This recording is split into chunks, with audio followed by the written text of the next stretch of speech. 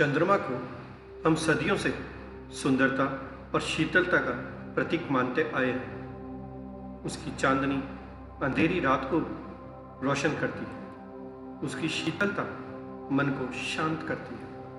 लेकिन यदि कोई ऐसा मुखमंडल हो जिसकी शांति और निर्मलता के सामने चंद्रमा का प्रकाश भी फीका लगे, तो वो कैसा हो? श्री भक्तामृत स्तोत्र की 13वीं गाथा हमें भगवान आदिनाथ के ऐसे ही अनुपम स्वरूप का ध्यान कराती है। अब ध्यान की मुद्रा में बैठ जाइए, अपने शरीर को सहज कर लीजिए, आंखें बंद कर लीजिए, धीरे से एक गहरी सांस भीतर ले और धीरे धीरे बाहर छोड़ दें। एक बार फिर श्वास भीतर, श्वास बाहर। अपने मन को कुछ क्षण के लिए दुनिया की चिंताओं से मुक्त होने दें।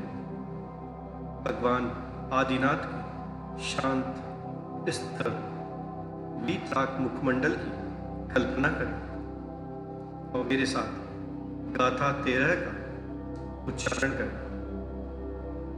वक्त्रं क्वते सुर नरो रग्नेत्रहारी निःशेष निर्जित जगत्कृतयोपमानम् बिम्बं कलङ्कमलिनं क्व निशाकरस्य यद्वासरे भवति पाण्डुपलाशकल्पम्।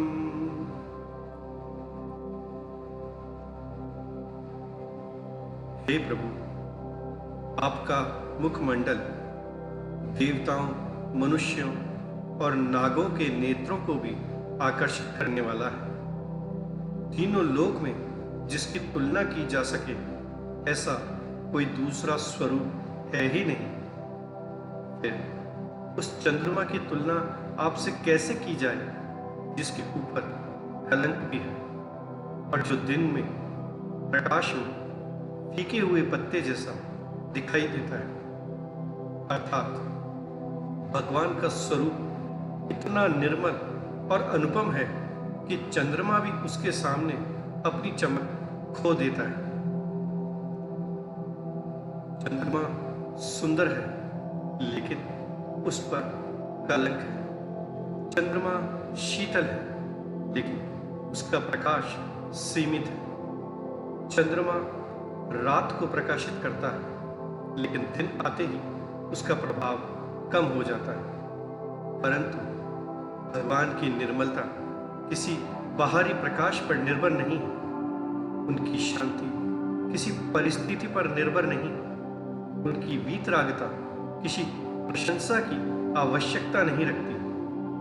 यही आंतरिक प्रकाश है। हम भी अक्सर बाहर से चमकने की कोशिश करते हैं। अच्छे कपड़े, अच्छा रूप, अच्छी गाड़ी, सफलता। लेकिन एक प्रश्न हमें स्वयं से पूछना चाहिए, क्या मेरा भीतर भी उतना ही सुंदर है जितना मेरा बाहर? यदि चेहरे पर मुस्कान है तो भीतर क्रोध है, तो वह मुस्कान कितनी देर टिकेगी? यदि बाहर सफलता है लेकिन भीतर अशांति, तो वह सफलता कितना सुख देगी? गाथा 13 हमें याद दिलाती है, वास्तविक प्रकाश बाहर से नहीं भीतर से आता है।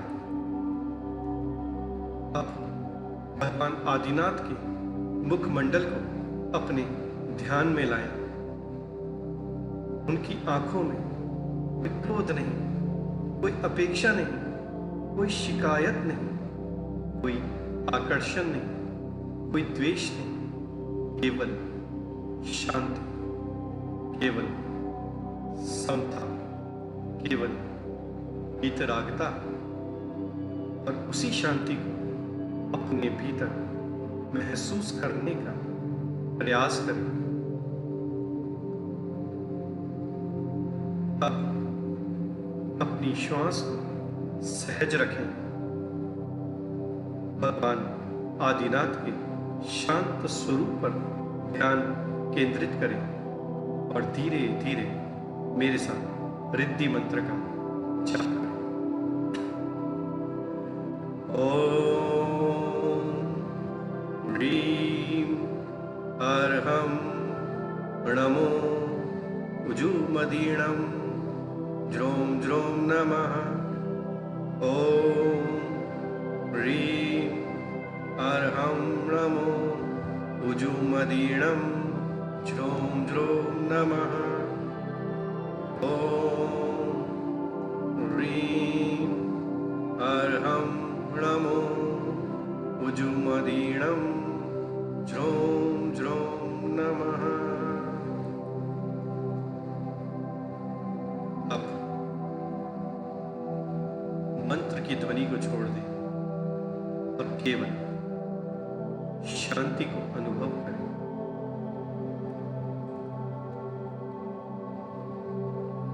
कल्पना कीजिए आपके भीतर भी एक आकाश है। उस आकाश में एक शांत चंद्रमा उदित हो रहा है, लेकिन यह चंद्रमा बाहर का नहीं, आपके भीतर की जागरूकता का प्रकाश है। धीरे धीरे क्रोध की छाया हट रही है, ईर्ष्या हट रही है, अहंकार की छाया हट रही है और मन अधिक निर्मल होता जा रहा है। अब स्वयं से कहें, मैं बाहर की चमक नहीं, मैं अपने भीतर का प्रकाश खोज रहा हूं।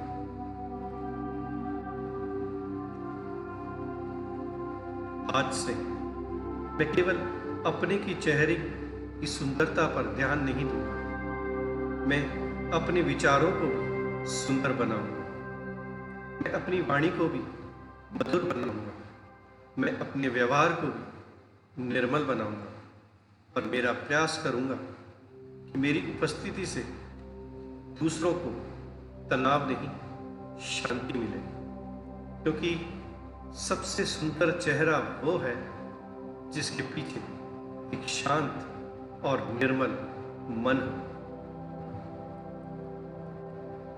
अब मेरे साथ गाथा 13 का एक बार पुनः उच्चारण करें। वक्त्रं क्वतैः सुरनरो रग्नेत्रहारी निःशेष निर्जित जगत्कृतयोपमानं बिम्बं कलङ्कमलिनं क्व निशाकरस्य यद्वासरे भवति पाण्डुपलाशकल्पम्।